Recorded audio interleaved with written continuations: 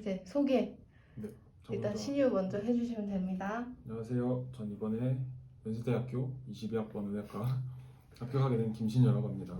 안녕하세요. 저는 이번에 순천향대 의예과 수시 전형으로 합격하게 된 김동민이라고 합니다. 저희가 정시 합격자와 수시 합격자 두 분을 모셨어요.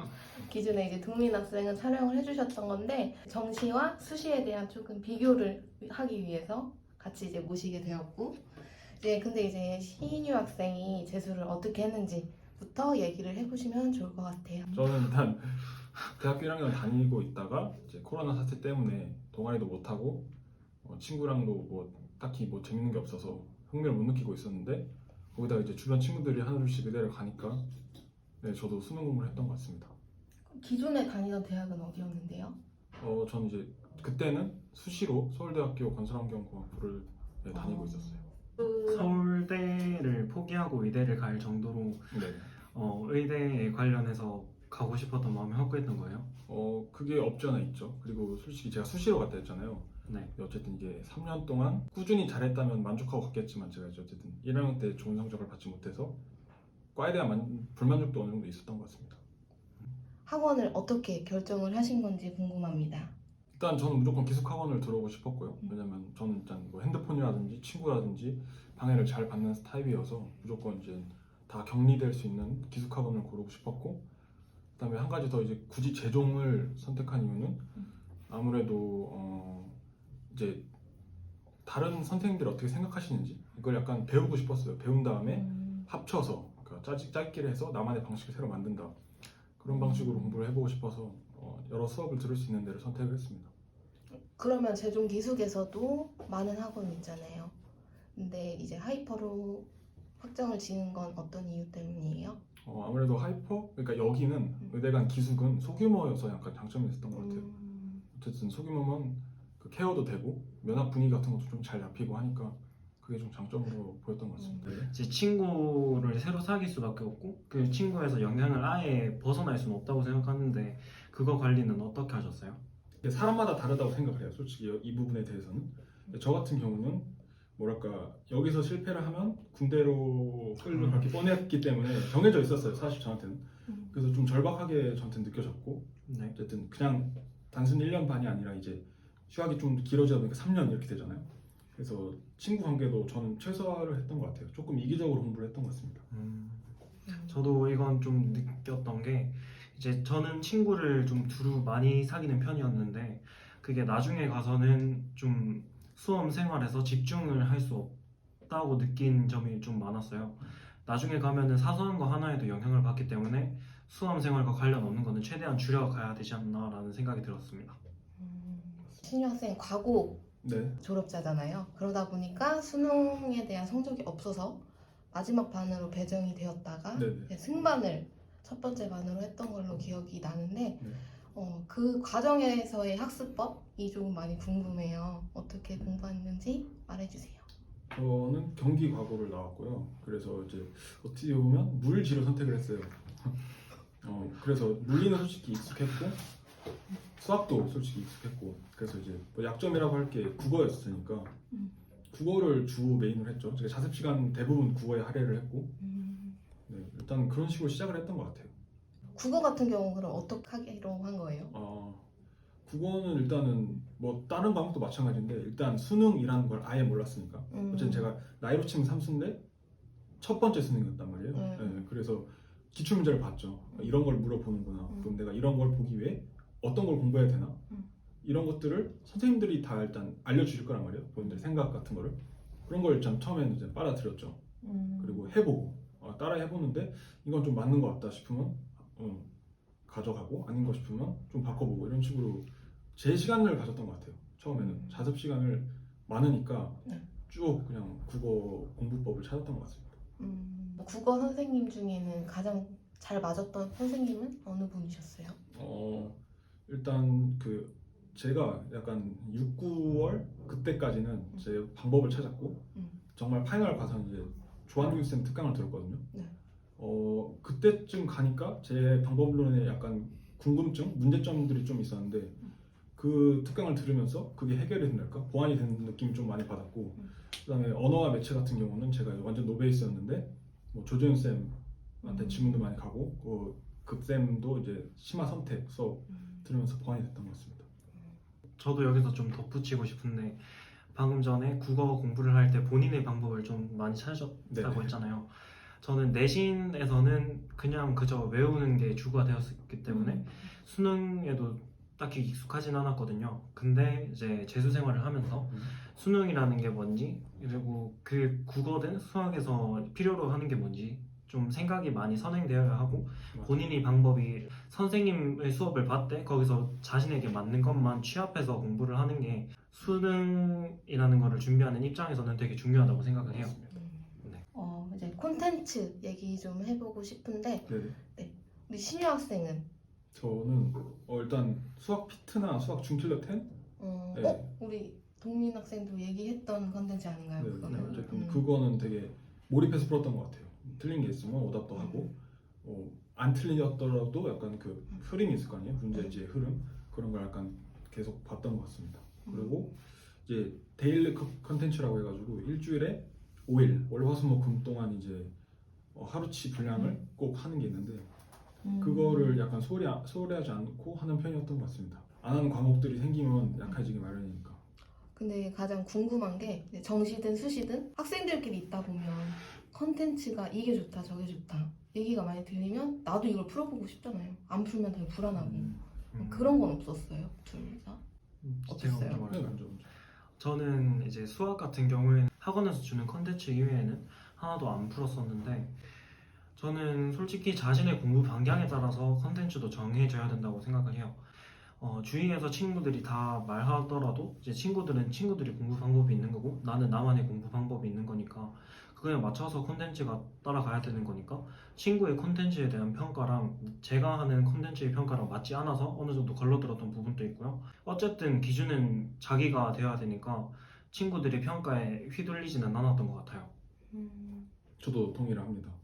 사실 솔직히 헷갈리긴 하죠. 다들 푸니까 왜 쓰레기통 보면 봉투가 막 나눠다니고 막 풀어야 될 것 같고 한데 사실 저는 그거를 좀 재수 없겠지만 유구평 성적으로 내가 더 잘 봤으니 내 방법이 맞다 이런 식으로. 학원에 대한 좀 얘기를 해볼게요. 어쨌든 결론적으로는 이제 우리가 수능 1등급 만점을 향해 가는 학원이기 때문에 그런 학원에 있어서 관리나 이제 생활 습관이나 이런 부분들이 뭐 10개월 정도를 약 지냈잖아요. 우리 학생들은. 그러다 보니까 어려움이나 아니면 그 어려움을 학원에서 어떻게 도와줬으며 이런 것들이 궁금합니다. 도움 받았던 것을 따져보자면 일단 전략담임 선배님들을 말씀드릴 수 있을 것 같아요. 일단 제가 아까 말했듯이 밑반에서 1반으로 갔잖아요. 근데 두 반의 분위기가 항상 다르거든요. 일단은 7반에 있다가 1반으로 간 경우인데 저는 네. 7반에 있을 때는 담임선생님 정유성 선생님이셨는데 네.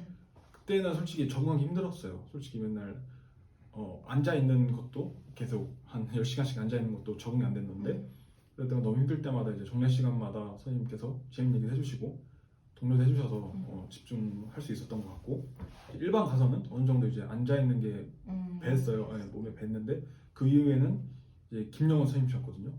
좀 약간 과하다 싶을 정도로 엄격하셨는데 근데 이게 아니 공부하기 위해서는 정말 이거여야 돼요.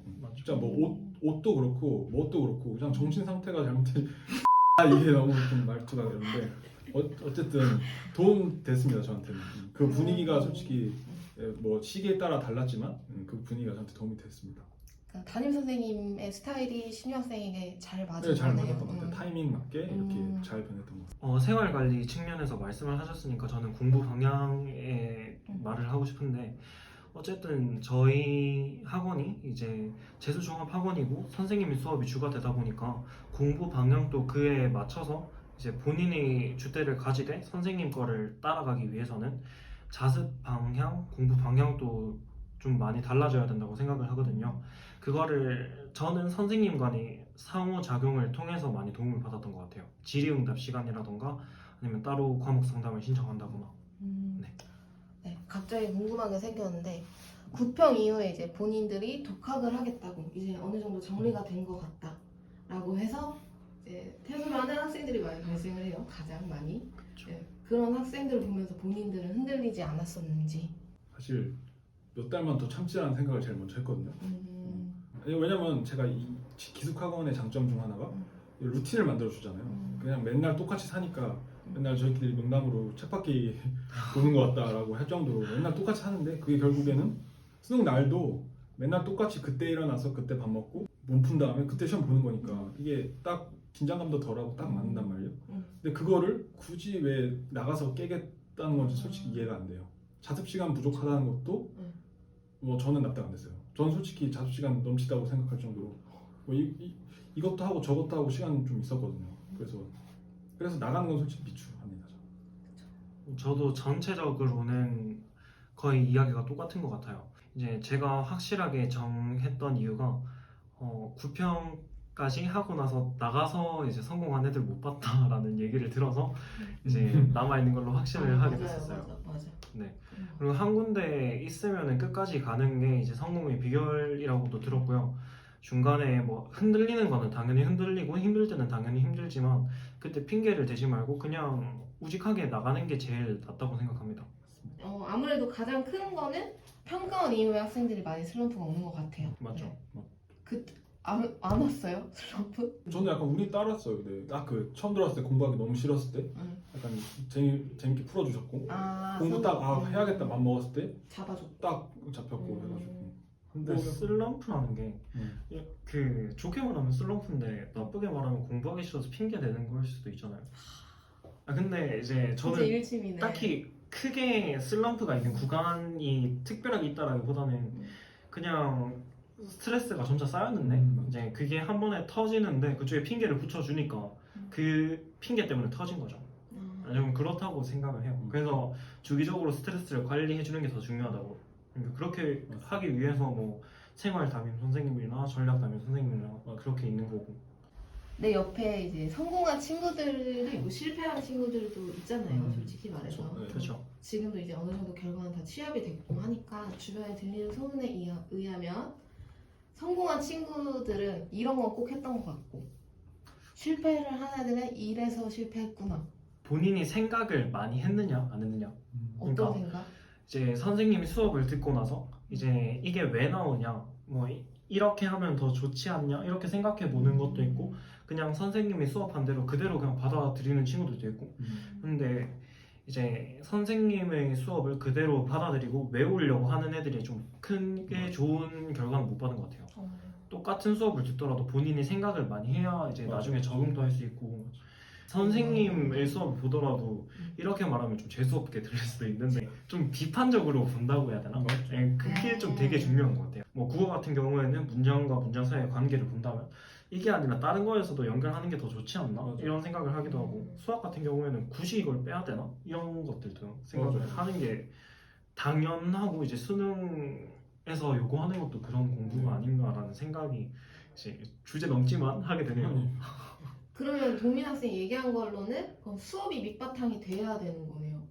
네, 수업은 당연히 밑바탕이 그쵸. 되는 거죠. 그러면 이제 독학을 하는 학생들은 인간으로서는 해소가 되지 못하는 거 아니에요? 질의, 응답이 뭔가 이루어져야지만 해소가 될 것 같은데. 네, 그게 제가 재종을 선택한 이유기도 해요. 독학재수 학원은 제가 다녀보긴 했으니까 그렇죠. 이제 독학재수 기숙학원은 인강이 주가 되되 이제 문제를 어느 정도 해결해 줄 수 있는 그런 궁금한 게 생겼을 때만 가는 선생님이 있어요. 근데 그거는 이제 수업이랑 좀 다르게 결이 맞춰질 수도 있으니까 오히려 혼동될 수 있다고 생각을 해서 그리고 공부 방향도 잡아주더라도 인강이 안 맞을 수도 있잖아요. 그래서 그것 때문에 걱정돼서 재종을 선택했어요. 저 사실 성공한 케이스가 가장 먼저 떠올랐거든요. 질문하셨을 때 사실 수동이가 떠올랐어요. 제가 수동이 보고 많이 배웠달까? 맞아. 나이는 어리거든요. 수동이가. 모셔야 되는 거예요. 불러올까요? 수능에 모셔올게요.